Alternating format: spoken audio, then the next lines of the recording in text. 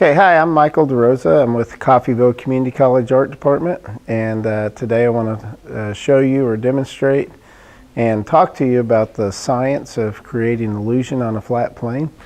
Right here before me I have a flat piece of paper. Here in a few minutes I'm going to make a drawing on it. We're going to turn the flat piece of paper into where it has an illusion of believable space. Before we begin, I want to talk to you about the science of it, of space.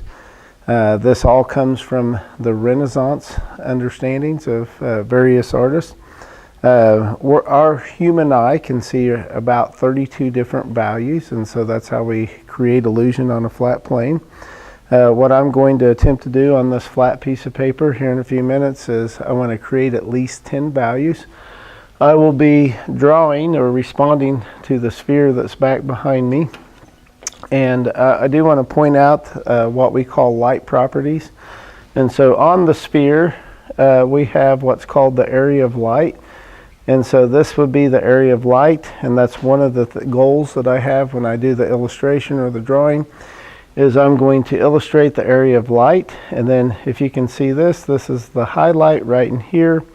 And then on the opposite side of the light source, we have what's called the area of shadow. And so this whole area would be shadow. This would be the darkest part of the shadow. We refer to that as the core of the shadow.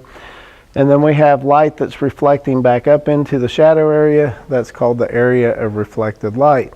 And then of course every object gets a cast shadow. And so that is the science. And if I successfully recreate those tones on the flat piece of paper, then I will thus achieve illusion. And so I have lots of people that come to me and they say I can't draw, or I don't know how to draw, or you couldn't teach me how to draw, and that is a farce, because this is a science, and I didn't make up the science. Again, the science comes from the history of art. And so artists like Masaccio will be an early Renaissance artist. He will come up with a term called sfumato, and so what that means is vanished in smoke. You apply that to the picture plane, which he did, and made his drawings or paintings more illusionistic than anyone else's at that time. Soft, fuzzy edges, and so you do not have an outline that defines the outside edges of planes, but it will be defined by value contrast. We do attribute the term chiaroscuro, that's an Italian word, to Leonardo da Vinci. Leonardo will come up with the term of just shading from dark to light, and so that term is chiaroscuro. So we'll be practicing that as well in this illustration. We're not sure who to attribute what I just defined for you, the light properties, the area of light, highlight, shadow, core shadow, reflected light, and cast shadow. I don't know which artist actually came up with the science of that, but it did become a canon set of rules by the end of the early Renaissance. All the late Renaissance artists like Titian, Da Vinci, Michelangelo, and Raphael operated within those understandings. And so this is a science, and so this video is about teaching you the science of illusion. I will be shaping the space in the drawing. The background is going to be dark, and so that is a Baroque understanding. We call that reverse chiaroscuro, and artists like Caravaggio and Artemisia Gentileschi in Italy, they will be the first to define space with a darker background. And so again, your eye can see roughly 32 tones. I'll be shaping the space from dark to light. I'll be illustrating the sphere there to show you the science of illusion. And then once I have the sphere established, then I'll go through and illustrate the light properties. If I do that correctly, no matter how good or bad I am, the science of it says it will work. And so I will have illusion on the flat plane.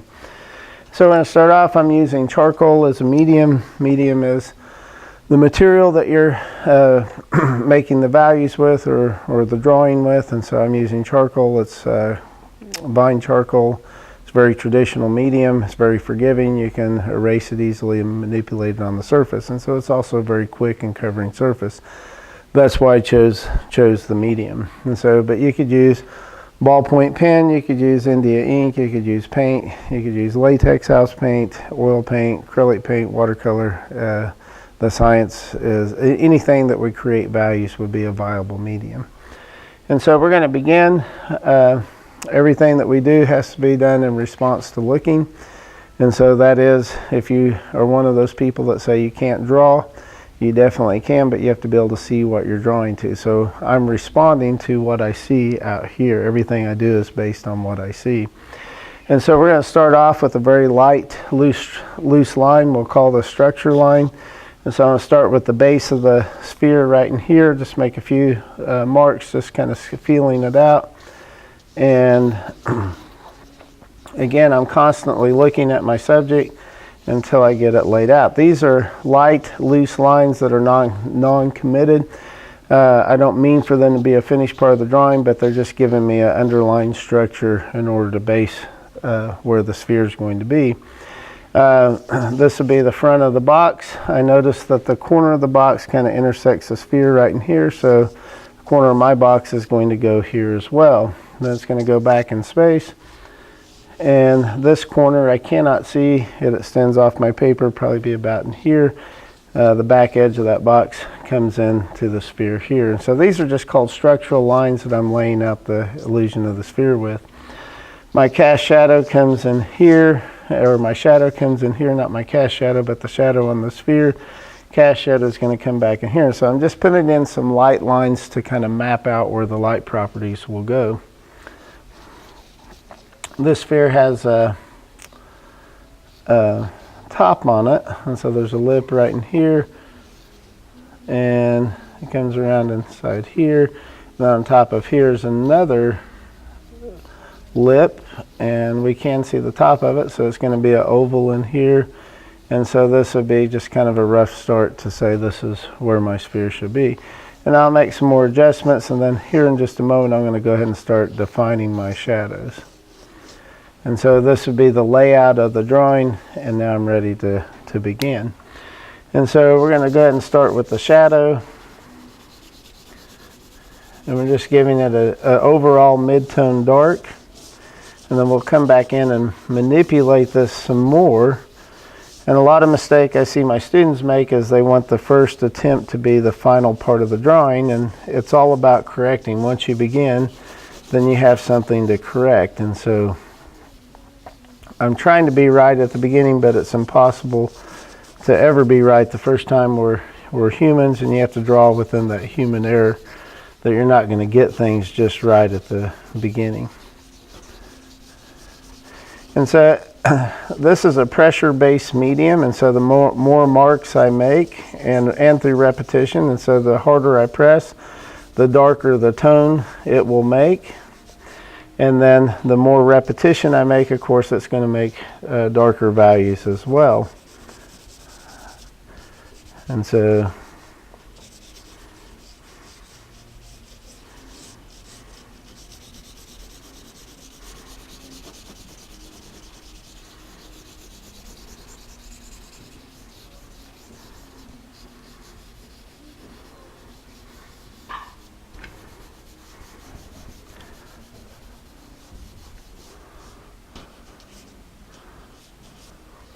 I'm going to give the area of light a little bit of value. My highlight's going to be roughly right in here.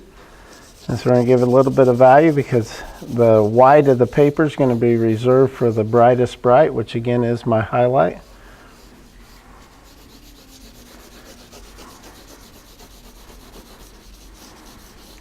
And so the more values that I put in the area that's making up the sphere, then the more illusionistic or the more sense of volume it's going to have. The paper's still always going to be flat, but again, the more tones I put in there, then the greater the sense of value or volume is going to be achieved within the illusion of the sphere.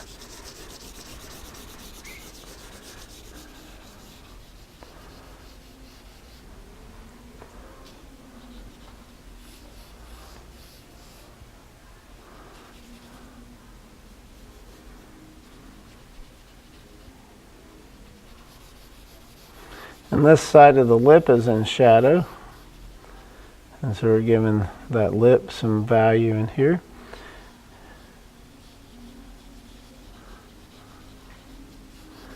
A little bit more definition. And this side of the lip, the top lip on here, is in shadow also. And you see how easily the charcoal smears, and as I smear it, I'm creating more tones. And then this side of the lip, so this part in here, is in shadow, and so it's kind of different, and so it reverses. And so this side's going to be dark up in here.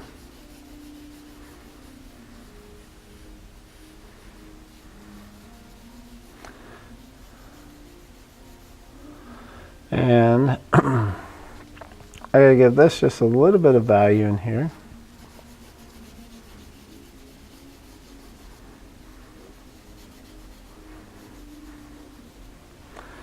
And the top on this ledge and here on this lip is also has a little bit of value.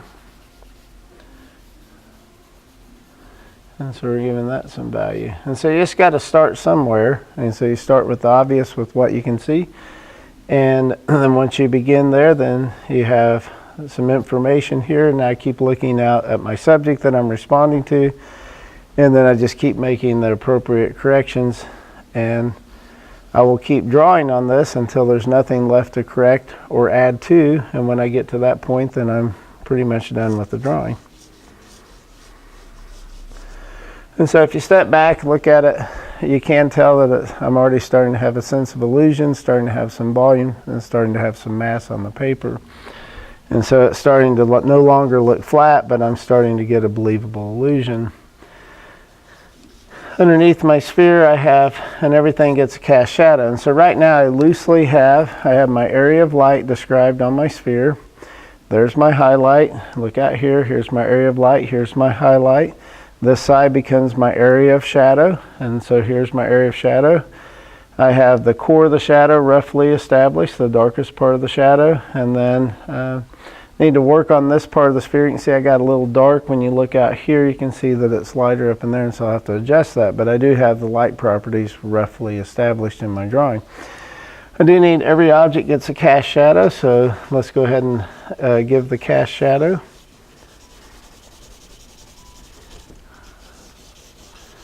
And I notice as I'm looking at the cast shadow, it's darker back in this point where it comes closer to the sphere. As it goes away from the sphere, it gets a little bit lighter.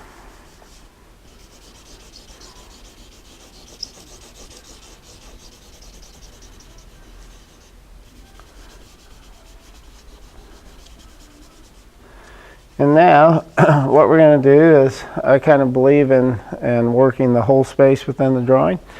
Now I got the sphere roughly, or kind of roughed in, so now I'm going to address the background space. And the background, I said I'm going to make the space reverse chiaroscuro. So that means the background will be dark and the space has illusion coming forward. It's going to be lighter in value.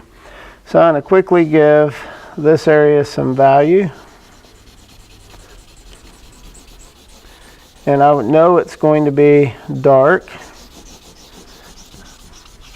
And this is kind of the virtue of vine charcoal, as it does allow for you to cover space quickly.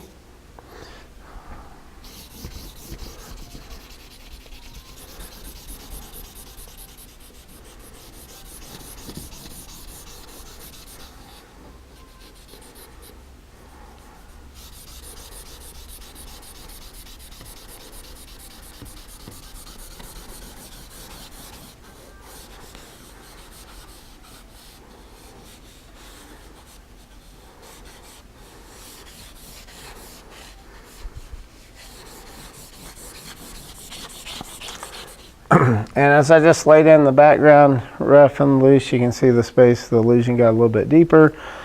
My original structural lines have now disappeared, and now I've achieved what's Masaccio referred to as sfumato, which means my edges are defined by soft fuzzy edges, or value contrast. And so value contrast meaning this is dark, this is light, and that's why you see the edge of the sphere.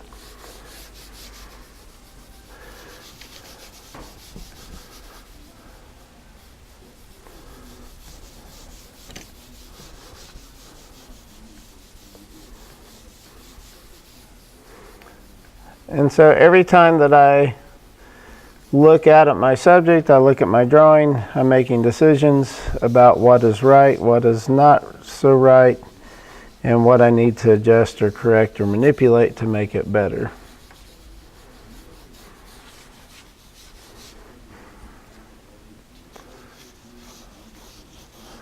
And the edge, just a little bit more clarity. And now the surface of my box can't be the white. This side can't be the white because the white of the paper is reserved for my brightest bright, which will be my highlight. So it also has to have some value. And so it's a light value. It's not going to be near as dark as the background. So we're going to lay in a little bit of charcoal in here, very light amount of pressure.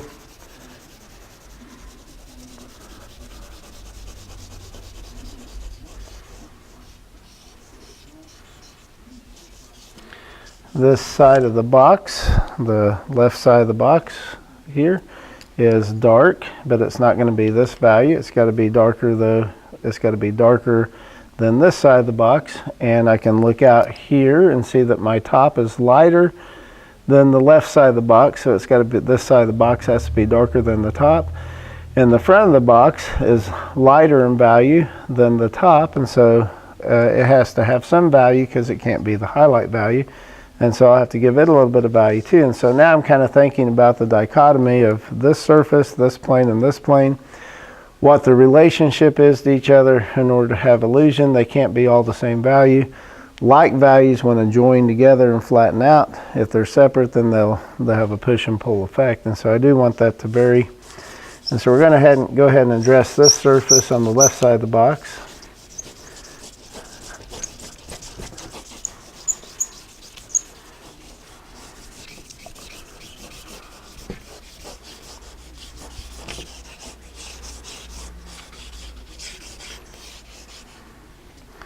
And I'll kind of blend that in a little bit.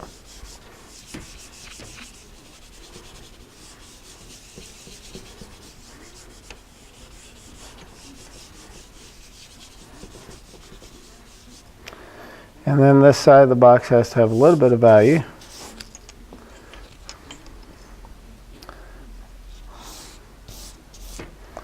And we'll blend that in a little bit as well. And we can see now that the illusion of the whole atmosphere within the drawing is now starting to take on a three-dimensional illusion. The paper definitely doesn't look flat anymore, and so now it's just going to be a matter of coming back in, looking at my light properties a lot more specific, being more particular, correcting and adjusting until finally I look out there at my subject, I look at my drawing, and I don't see anything left to adjust, correct, or manipulate to make it better. And so this part of the drawing will be just a little bit slower, and I have to be a little bit more careful on my decision making.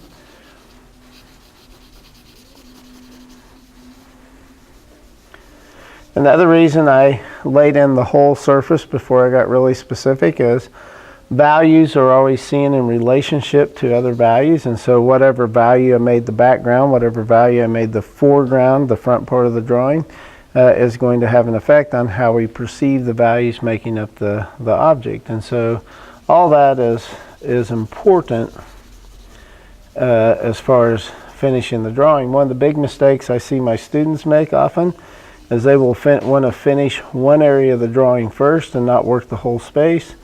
And it doesn't give them control over adjusting the values where they have the maximum optical illusion. And as we're doing this part of the drawing, and you guys are kind of watching me do this, but one thing I'd like to remind you is it doesn't matter what the medium is. And so if you were using any material that would allow for you to create value, so you could use house paint, anything you have laying around in the garage, you could actually, you could go outside, get some mud and water, and you could use that as a medium. Most of you wouldn't do that, but you could do that. Anything that allows you to create values is a viable medium to create illusion on a flat plane. And so whether you're using paint, you're using charcoal, you're using a ballpoint pen, you're using a pencil that you would write with. All those would be tools that you can make a drawing with. And you could draw on a wall, you could draw on a piece of paper.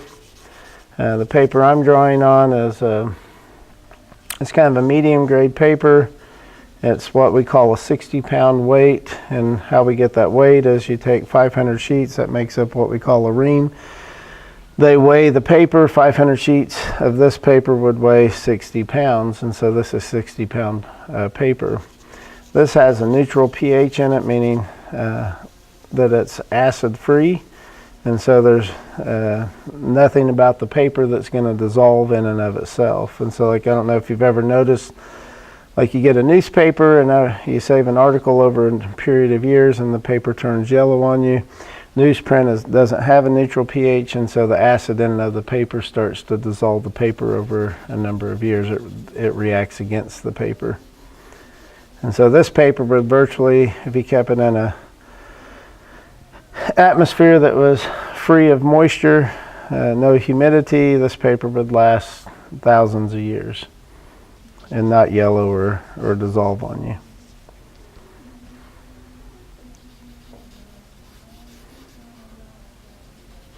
So I'm going to beef up the core of the shadow in here. And you do have some window of opportunity that's greater than the object. Like, I can make my core shadow here, I can make that darker than what's actually in the object, and it's just going to help the illusion. It's going to make it even more, I can make the illusion on my paper more believable than the actual object.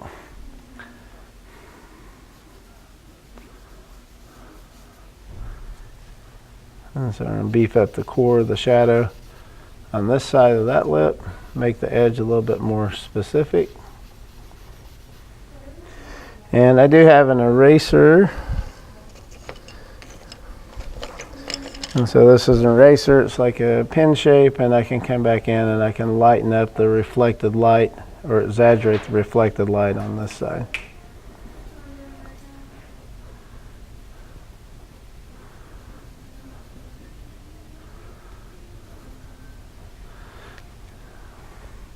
And then on this sphere is some detail, and so the detail would come in at the end.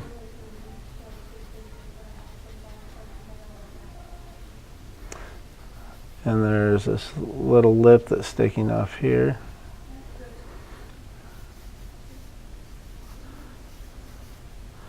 And we're going to beef up the shadow on the top of this a little bit.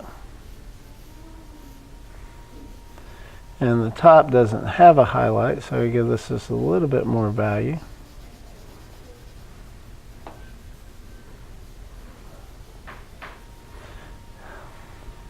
And then I do have a really strong highlight right in here. So take the eraser and make the highlight strong.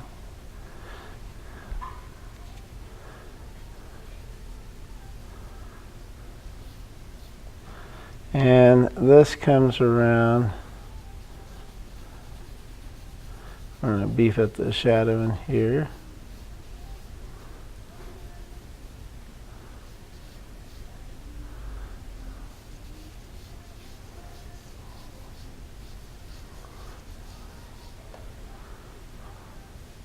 Now notice on the top of this plane that makes up this lip, and here, that it's darker on this side. As it comes around in the shadow area, it's kind of an oxymoron, as it actually gets lighter. And so we're going to play around with that just a little bit. Formally, this is the creative things that you look for in the object that make it exciting on the paper. And I had a bigger eraser here, and I'm just going to lighten this up in here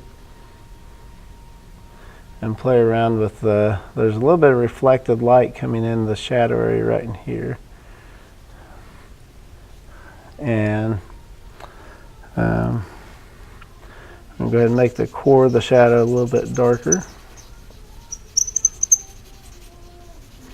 And it gets a little, kind of fades into lighter in here. And all this information I'm getting as I look out at my subject, which is the actual sphere. And as it comes across the sphere, it gets lighter and lighter and lighter. But these are the things I'm focused on now is illustrating the 6 light properties. And so I'm not really focused on the sphere itself. I'm not trying to draw the sphere. This might not make sense, but I want you to think about it. It's a little bit abstract in the thinking, but I'm really drawing the light properties or illustrating the light properties. I'm using the sphere to get that information. That's the ingredients that makes the illusion. And so I could really care less about the sphere. The sphere is just an excuse to illustrate the light properties. So many people, when they begin drawing, they're so focused on the object, they think they're drawing the object. The object's an excuse to draw the light properties. And so this area of reflected light at the bottom part of the sphere, it can't be as bright as my area of light on this side.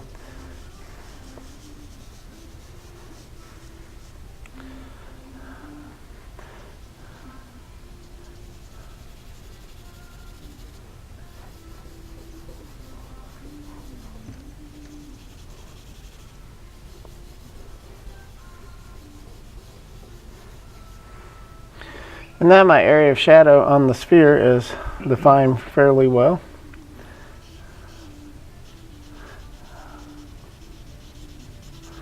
I was making that tone in here in the background a little bit darker. And as I do that, I'm giving more clarity on the edge, what the plane of the box is and the plane of the sphere.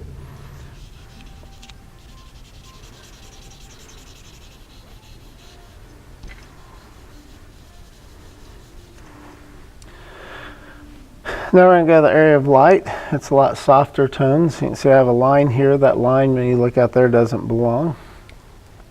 I'm going to have to give this just a little bit of value, and I got some charcoal on my fingers. And so I'm just using that to kind of smudge in here. And then I do have a highlight that I'm seeing that's right here on that lip. And so I'm going to go ahead and put that in. And as I do that, I'm going to go ahead and take my eraser and lighten this line up. And I do notice, this is looking pretty careful, but I notice the lip of this, the edge, this plane that's going up and down vertical, is lighter in value than the sphere is down here. So that means I got to give this a little bit of value in here to define this correctly to what I see. And so I'll take my charcoal and just lay some down. It's a little harder to get lighter tones, and might have to work at it a little bit more than the shadow area. I'm going to give this some value in here. I'll take my eraser that got a little too dark, and I'll just lighten it up. And you can see I manipulate the charcoal very easy. And so it's all about correcting at this point and adjusting.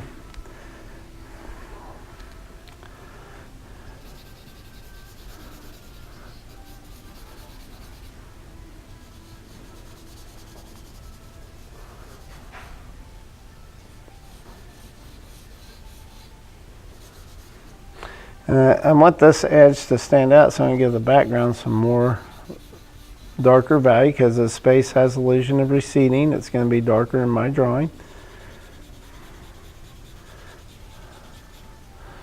And so now we made that edge very strongly pronounced. And it's by value contrast, not a line. So I don't have an outline around the sphere. Outlines kill the illusion. That's why Masaccio became the best artist in his lifetime, and people would travel thousands of miles to see his work. You might look him up on the internet, Masaccio. The painting he did that he became the most famous for was the Holy Trinity, Virgin and Child, with 2 donors. It has Jesus illustrated in it. In fact, it's one of the only Renaissance paintings that actually has an illustration of God the Father. And a lot of people shied away from that because they didn't know how to define God or draw him or portray him in a painting. Biblical references say that any man that looked upon God would die. So I guess that's why they never tried to draw his picture. So Masaccio had the guts to do it.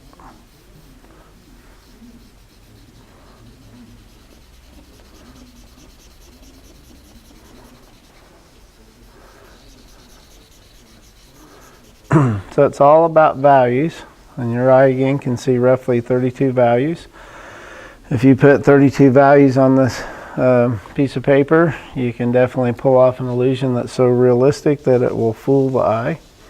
In the Renaissance, that was the goal of one of the goals of the Renaissance, was to achieve an illusion that would fool the eye, and they referred to that as trompe-l'œil. That's the term they use.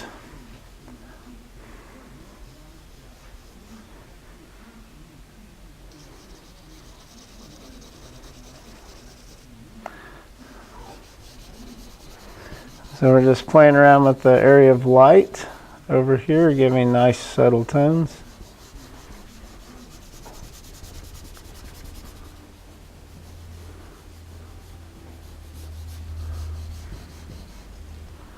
And I do notice on this sphere that this is the area of light on this side is very light, so I'm taking my eraser and I'm just taking away a little bit of charcoal. I'm trying to get a really soft light transition, but I don't want it to be so light that it becomes in competition with my highlight. And so I might have to play with this a little bit till I get the right tone.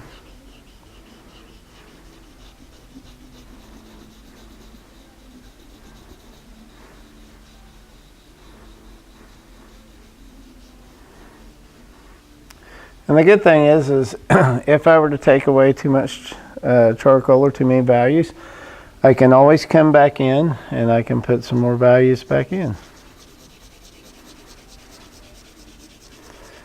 And this is why we say buying charcoal is a very forgiving medium. If I was using a ballpoint pen, for example, that's not very forgiving. And so I would have to use something like whiteout if I made a mistake, or some type of opaque white medium to take the value out.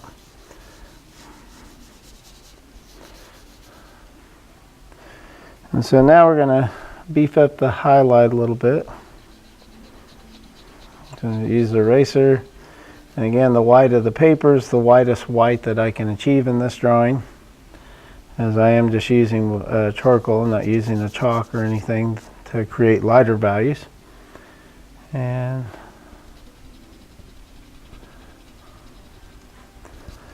then now we're going to address the top of the box. I notice back in this part of the sphere, the box is just a little bit darker in value. Get that edge defined more crisp.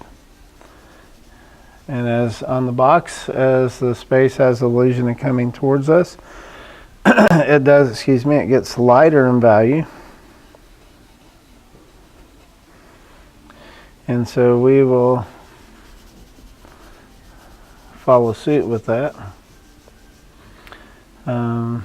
And there's a little bit of reflected light that's coming off of the sphere onto the top of the box. And so you can see that right in there. And so that is going to be fairly bright in here.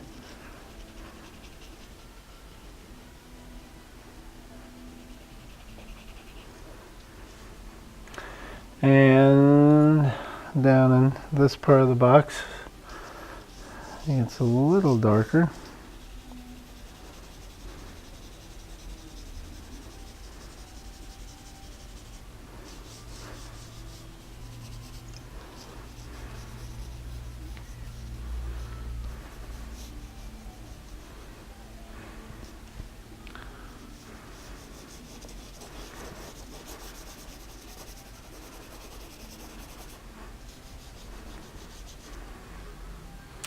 And the cast shadow is very harsh in here. It has a lot of clarity on defining the edge of the sphere. This is the part I'm looking at right here. And so we're going to make that very crisp and concrete and dark.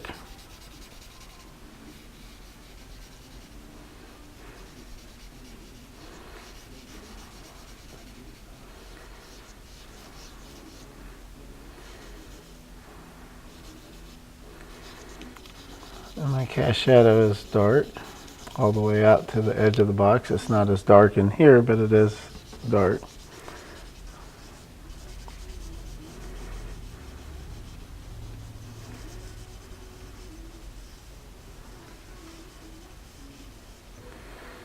And then the box in here is fairly light, so we're going to take away a little bit of that value or manipulate it to a lighter value. Again, I'm using the eraser. Just take away some of the charcoal.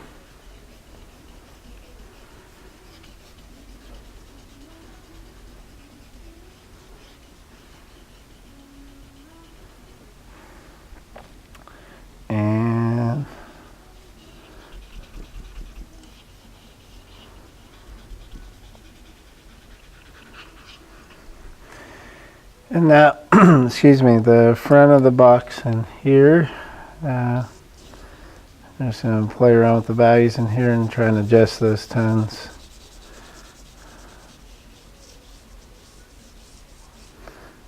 To where that space looks like it's been at least addressed more than one time. And this is kind of, now we're getting into some other issues of drawing that have nothing to do with illusion, but it has to do with the aesthetics of the drawing.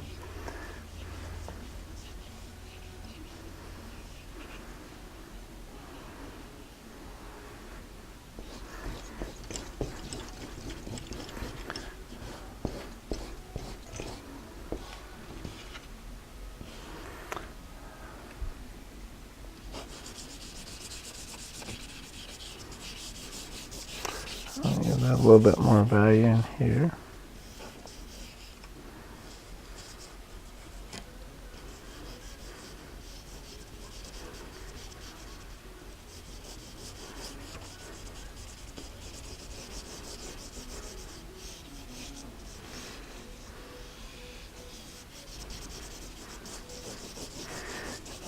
And I can make this pretty dark. I just can't get this as dark as the background. Light values want to join together. And so I'm working on getting a dark middle tone that would represent this plane of the box that's in shadow.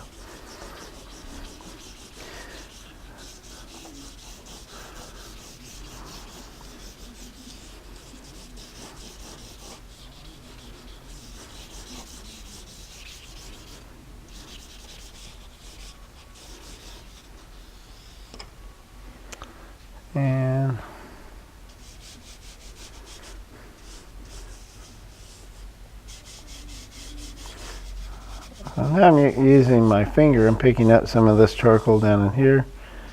And I do note that, again, the top of the box is darker than this front plane, so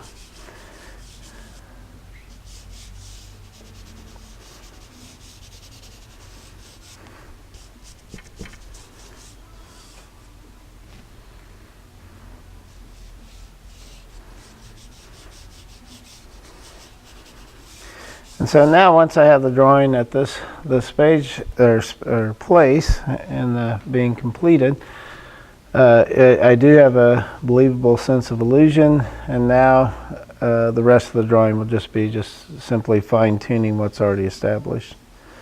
And so I can put in little details like on the top lip of this charcoal or the top lip of the box in here. You can see where the cardboard is kind of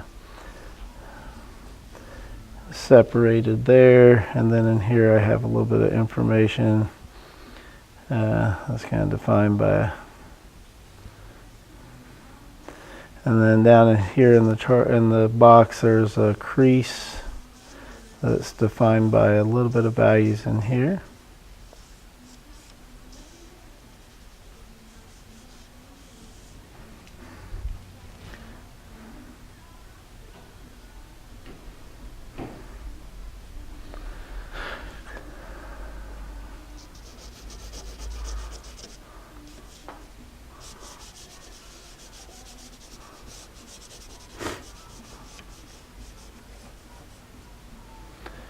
And then there's kind of a shadow area that goes back. I don't know if this will be picked up in the camera, but there's a top crease in the box that goes back into the center of the sphere. And so I notice that it's kind of a little darker in here.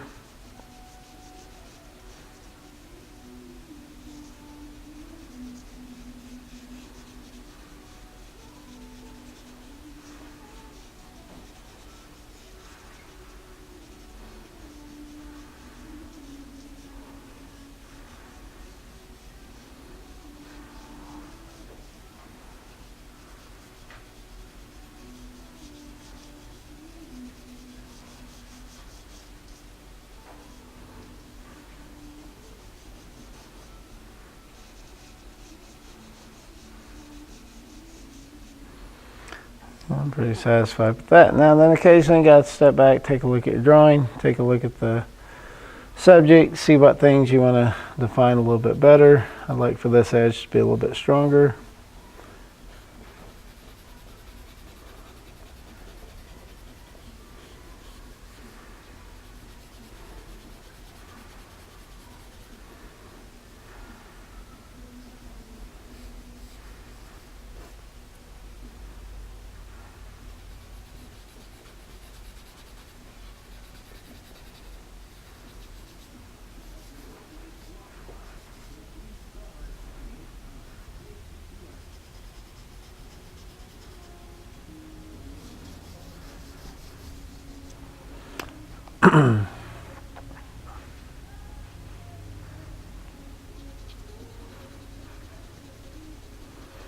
Lighten up the area of light in here just a little bit more.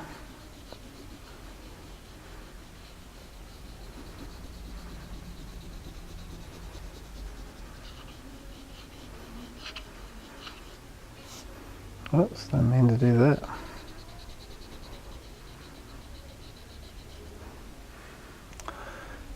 And I think that completes our illusion. And so it is a science. Anybody can draw if you have the patience to look and understand the science of values. Again, your eye can see 32 different values. You want to illustrate the 6 light properties. That's your real goal: the area of light, the highlight, the shadow, the core of the shadow, and the reflected light. And so here's my area of light, here's my highlight, here's my area of shadow, here's my core shadow, here's reflected light in the shadow, and the cast shadow. And then my background values are darker, my foreground values are lighter, and thus I have an illusion created by the science that comes out of the Renaissance. Thank you.